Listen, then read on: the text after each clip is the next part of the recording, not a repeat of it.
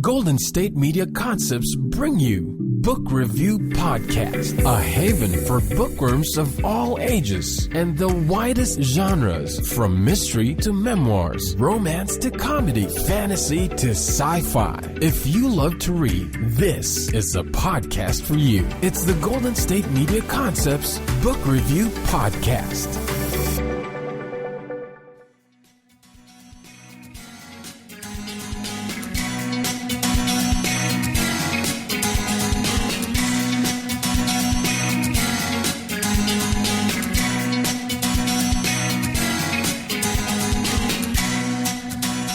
Hello and welcome to the GSMC Book Review Podcast, brought to you by the GSMC Podcast Network.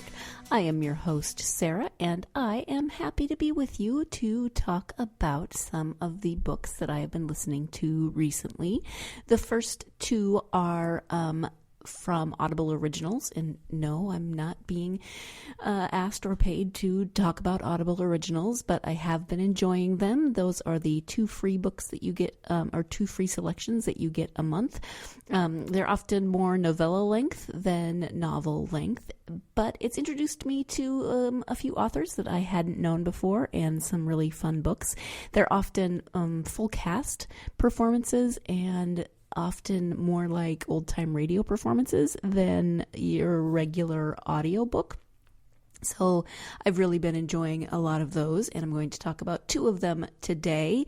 We are talking about, by the title of this episode, you see that it's Other Known Troublemakers, which is part of the title of the first book that we are going to talk about, but I think there are troublemakers in each of the books that we'll be discussing today. And as I said at the end of the last episode, these are books geared more toward middle grade readers, I would say. Maybe some give or take in there, but you know your reading habits or your child's reading habits, and you would be able to tell. At any rate, the first book, Audible Original, no, it is a book as well, is called Riley Mack and Other Known Troublemakers.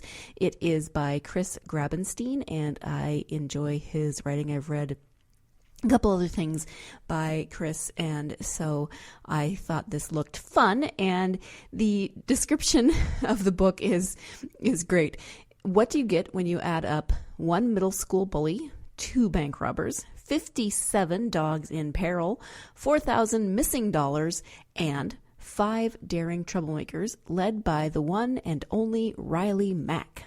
Well, you get one crazy caper.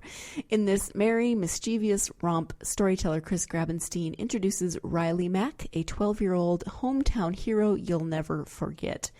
So the main character is, as it says, 12-year-old Riley Mack and his gang of you could call them troublemakers. You could call them an elite team of caper-pulling. I don't even know. I lost myself halfway through that sentence. They the characters in this, there's several friends of Riley's that are around the same, well, they are the same age. They're in the 7th grade, I believe. And then they add one more kid to their gang, if you want to call it that, from the beginning of the story. So let me just start you off. So Riley Mack is 12.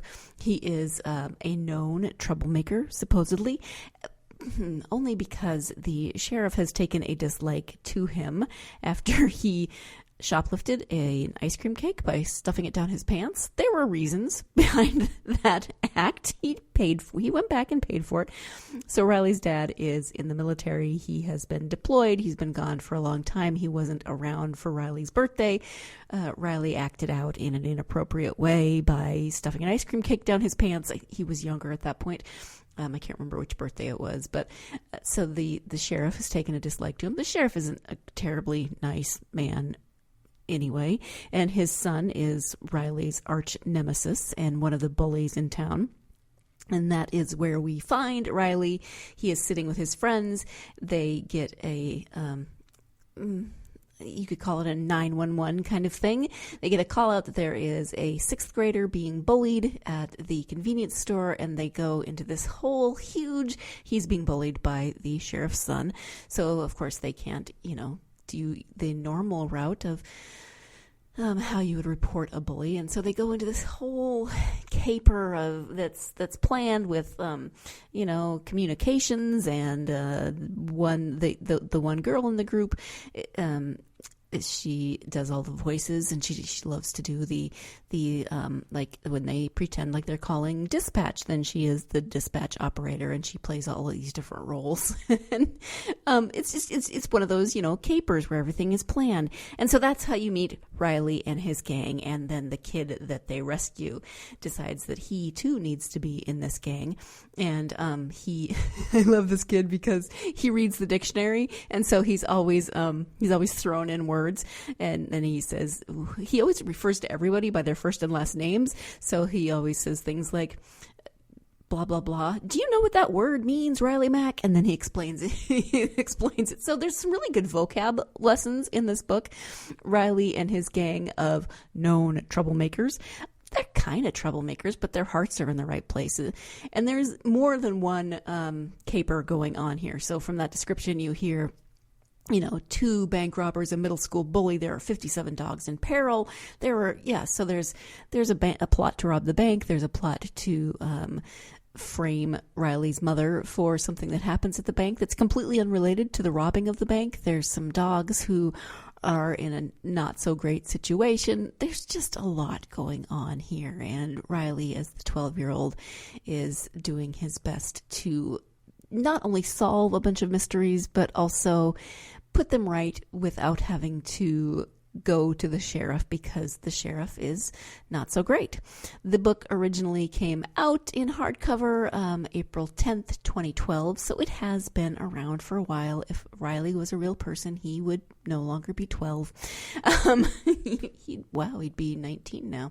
That's just weird to contemplate. There is a second Riley Mack book, and that is called, give me one second, Riley Mack Stirs Up More Trouble. I have not yet read that one, but if it's anything like the first one, it's probably pretty entertaining. That one came out in 2013.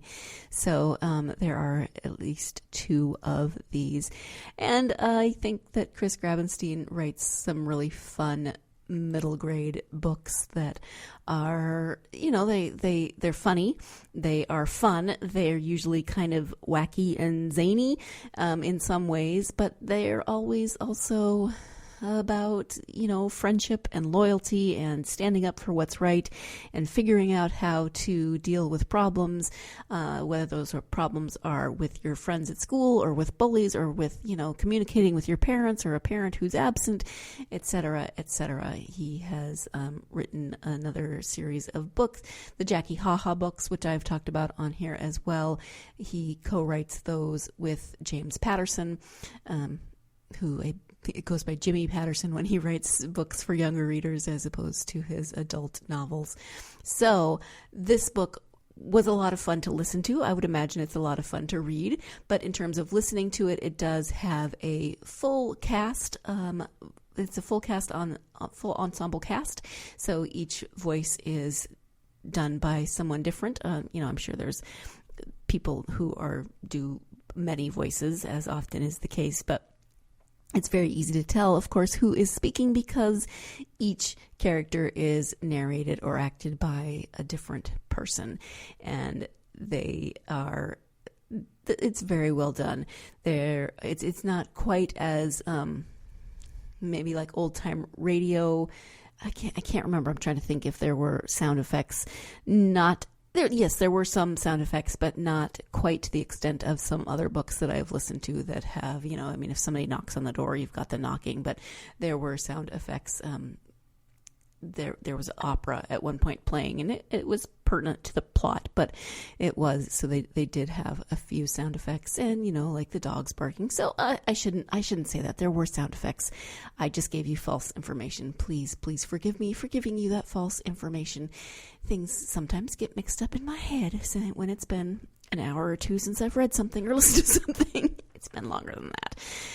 At any rate, I would recommend this book if you have a middle grade reader who enjoys capers, who enjoys mysteries, who enjoys books about, groups of friends who figure things out and go put themselves out there to, solve mysteries and help their friends and fellow classmates, etc.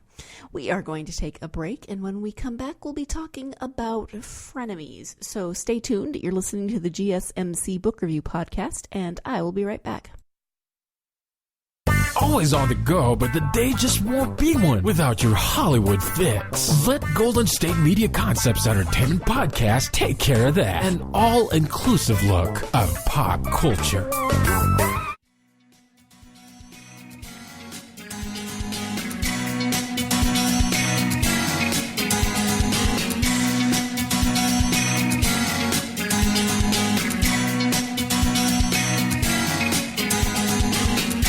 Welcome back to the GSMC Book Review Podcast. We are talking about books or audiobooks geared toward middle grade readers today. And as I said before the break, this next one is about frenemies.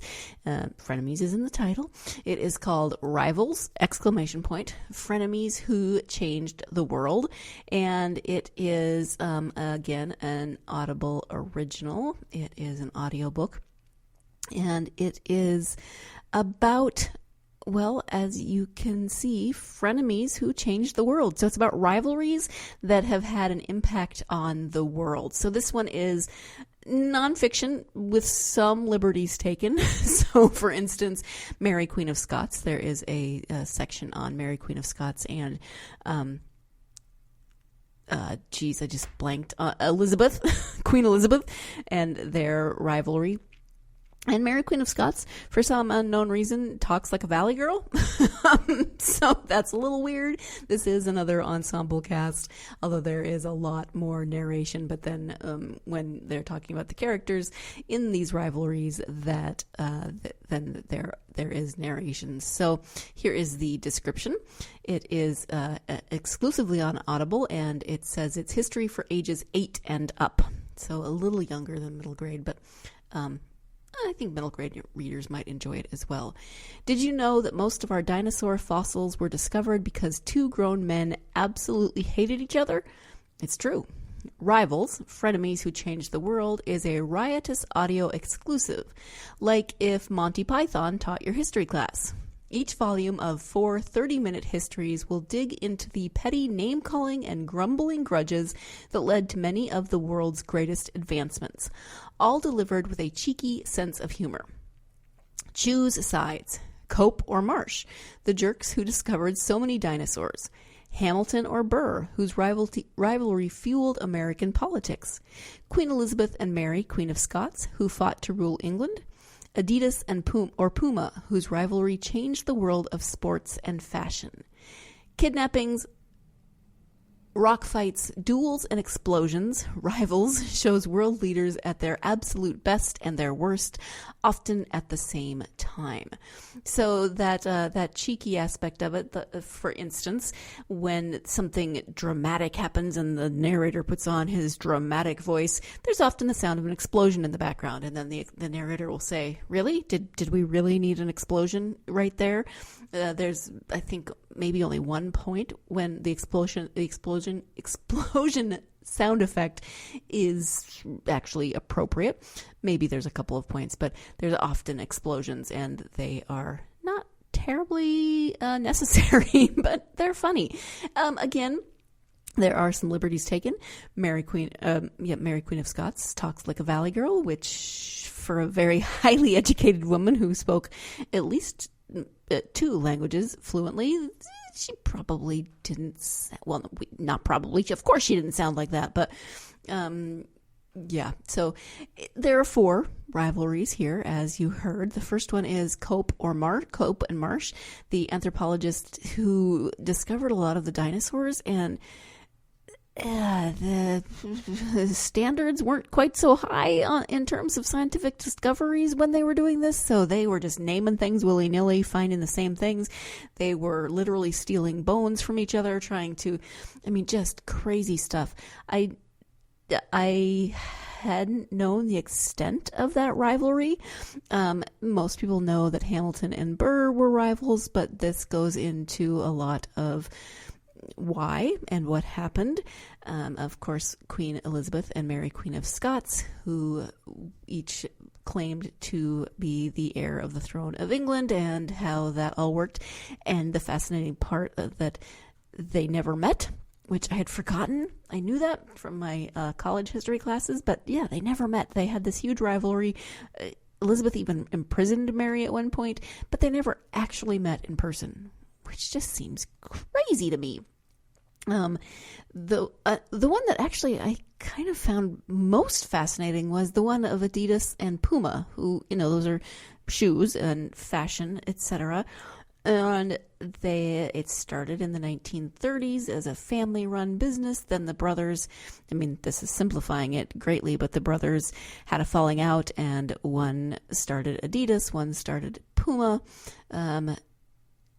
Adidas is not supposed to be pronounced that way, but I can't remember how they said it was supposed to be pronounced. But in fact, the town where this family was is apparently so divided that if you walk in to a business wearing the wrong pair of shoes, depending on what side of the river you're on, they will tell you to go to the other side of the river and do your business there, which is just fascinating. And I had no idea. That was one I had absolutely no idea on, and found it really fascinating, especially because of the timing of it. So they started in the 1930s. The brothers were in the 1930s. Their father was before that.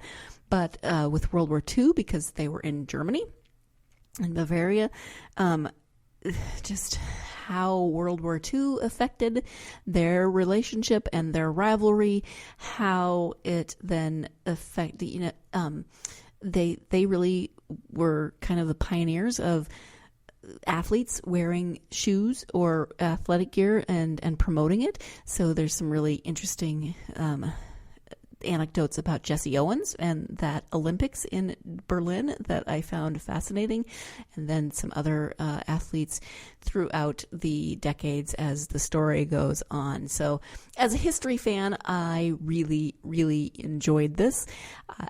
Again, there were some moments that took me a little bit out of, did I say it's by Scott McCormick? I don't believe I did. This book is by Scott McCormick, or this the audiobook is by Scott McCormick. There were some moments that took me out of the story a little bit. As I said, the Valley Girl accent threw me off a lot. Wasn't quite sure why that was necessary. Some of those things, just as they said, Monty Python. So there's a little bit of a satirical aspect to the way the stories are told, but it makes it more interesting.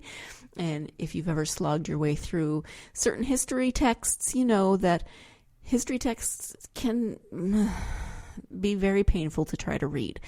And I was a history major in college, and I love history. I think history is fascinating, but there were some texts that were absolutely miserable to try to slog my way through. So this, I think, is a really fun way to get younger readers, or listeners in this case, interested maybe in history. And by doing it this way with the rivalries, really how history affects the greater world, because obviously I didn't know about Adidas and Puma and how it affected the sports world and how it was tied into World War II, etc. I just really found a lot of these stories fascinating. There is a second book. I think it's called Rivals 2, but let me double check because it's not popping up on my screen. Very rude. Let's see.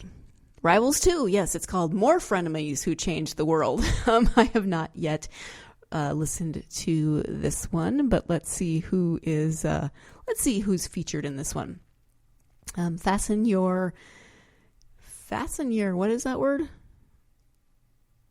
FAIX, I think it says. Man, I need a new prescription. I can't even read that. Fasten your knives and grab the reins of your quadriga. Rivals 2, More Frenemies Who Changed the World, is the funniest look at people who benefited the world through their hatred. Hear how the rivalry between Edison and Tesla literally changed the course of electricity, how sports fans nearly toppled the Roman Empire, how geniuses Chanel and Schiaparelli empowered women worldwide and had the greatest rivalry that wasn't, and how the feud between Joe Frazier and Muhammad Ali was so intense more people tuned in to their fight than watched Neil Armstrong set foot on the moon 2 years earlier. This book has it all. Death beams, chariot races, flaming costumes, ear munchers, party fleas, and whatever the opposite of epic poetry is. No fact is too bizarre, no segue too surreal, and no sequitur is too non for this riotous sequel. Okay.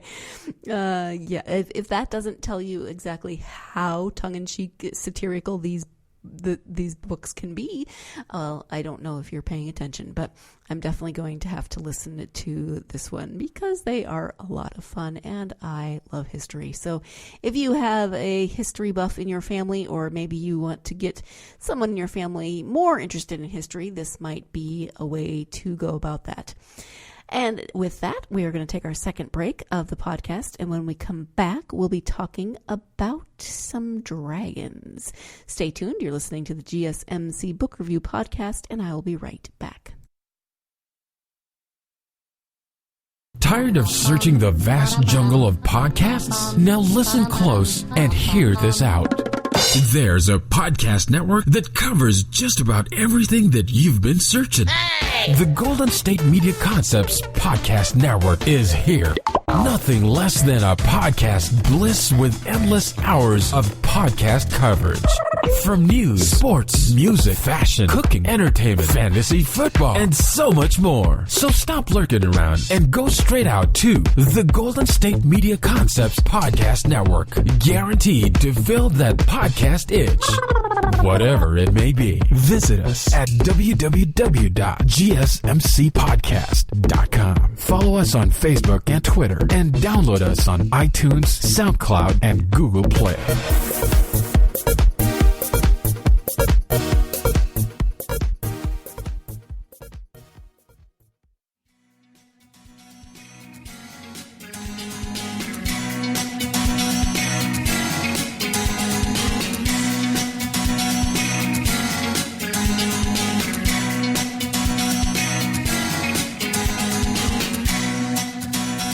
Welcome back to the GSMC Book Review Podcast. We are talking about books, in my case, audio books, because that's what I listen to in the car, for middle grade readers or for younger readers. And I said we were going to talk about dragons, specifically training dragons, and we are going to talk about the How to Train Your Dragons series, which I have finally gotten around to. I had no idea, actually, that there were as many as there are, which is very cool. Let's see. I think there are, let me double check how many there are exactly. There are 12. I just wanted to double check that so I wasn't giving you false information. I thought I remembered that there were a dozen. Let me just start by saying that the books are not really like the movies, which is typical, and I'm not going to go into how they aren't. First of all, I have only seen the first movie.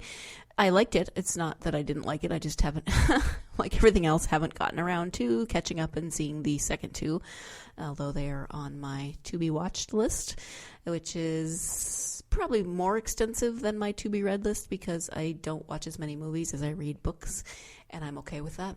At any rate, if you have not heard of How to Train Your Dragon, well, you've probably heard of the movie, but maybe you didn't realize that it was also a book series. I don't know.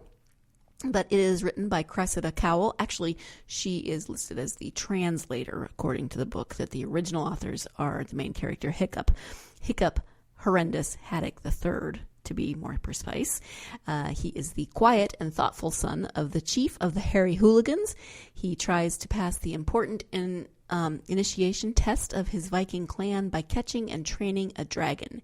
Can Hiccup do it without being torn limb from limb? Join his adventures and misbehaviors as he finds a new way to train dragons and becomes a hero. This action-packed, hilarious, and perfectly illustrated novel is a modern classic beloved by millions across the globe. Now, of course, because I am listening to it on audiobook, I do not get to see the fabulous illustrations, so I am sad about that, but I always like to look on, in Amazon, you can look inside the book so you get an idea of what the illustrations look like. But this is one thing that makes me laugh is that the Vikings in the movie are mainly narrated by Scottish folk. Many of them have Scottish accents, which cracks me up because Vikings, of course, are Norwegian. I personally am both Norwegian and Scottish in ancestry, but yeah, they're two separate things. And I don't believe my grandmother would be terribly impressed if people started narrating her Norwegian ancestors with Scottish accents. But the part that I find funnier still is that these are narrated by David Tennant, and he is also Scottish. So at least there's some specifics, or there's some interesting crossover there. David Tennant also happens to be he's an actor, and he's done a ton of stuff. Most recently, he was in Good Omens, but he's also my favorite Doctor Who. My husband. Wow, that was a Freudian slip. My husband argues with me because he likes, if in the modern ones, he likes Matt Smith, but in the original, I don't know if you'd say original or the earlier Doctors, because there's kind of two sets of Doctors. He likes John Pertwee, and followed by Tom Baker. So anyway, that has nothing to do with anything except that David Tennant does narrate these books. David Tennant is Scottish, and still the Vikings are not Scottish. I would just like to point that out. One other thing that throws me off in these books. So they are written supposedly in the Dark Ages. There's many references to the Dark Ages, and yet Hiccup, who is supposedly writing his memoirs, and he's writing his memoirs about being a unlikely Viking hero in the Dark Ages, there's multiple references to light bulbs. And this bugs me every single time because it's the Dark Ages and there are no light bulbs. And Hiccup would not have known about light bulbs. But then later there's talk about America, which makes sense because, of course, the Vikings did most likely travel to America, but it's actually called America, which makes me laugh. I mean, that's more along the lines of things that make me laugh, but the light bulb thing just bugs me. Maybe I have issues. I know I have issues. At any rate, there are 12 How to Train Your Dragon books. I have listened to the first 4. I'm still waiting for the next set to come to me from the library. I love the library. I love that you can get audiobooks from the library. I love that you can get regular books from the library. If anyone tries to tell you that libraries are irrelevant, kick them. Don't kick them, you'll get in trouble. But, mentally kick them and then verbally tell them why libraries are still relevant and still important. At any rate, I am waiting for the next batch to come. Hiccup is an unlikely hero. He's an unlikely hero in the movie as well. He's not your typical Viking. He's certainly not like his father, and not like Gobber the Belch, who is the instructor for pirate training and Viking training and training your dragon training and all of these things. He doesn't yell. He speaks Dragonese, so he knows how to speak to dragons. He is a naturalist. He really likes to watch dragons, study dragons, etc. And so he's kind of your unlikely Viking hero, and yet he always seems to manage to figure things out. And his best friend Fishlegs is kind of even more un-Viking than he is, so they make a pretty good team. Hiccup's dragon is named Toothless, like in the movies. He's kind of, he doesn't speak in the movies, right? He speaks in the books. And he's a whiny little dragon. But my favorite dragon name in the book is Fishlegs Dragon, because his name is Horror Cow. And she is really, I said his name, but her name is Horror Cow, Horror, Horror Cow. And she sleeps a lot. She's really not horrific in any way. She's very, very unhorrifying, but her name is Horror Cow. Clearly, Fishlegs was going for drama and impressive name. If she's not scary, maybe she has a scary enough name that she'll be intimidating. The names again crack me up. There's Stoic the Vast, that is Hiccup's dad. There's Gobber the Belch. There is Snotface Snotlout, that is actually his name. Snotface Snotlout, yes. and he is Hiccup's main rival. He is Hiccup's cousin and thinks that he would make a better leader of the Hairy Hooligans. Anyway, that's probably way more than you wanted to know about the books, but they are a lot of fun. And another one of those. It's a fantasy book. It's got dragons, those good fantasy elements in it, but also I don't want to say a bit of history because that it's not. Probably, no, it's not at all accurate of history, but, it's kind of a different time period at any rate.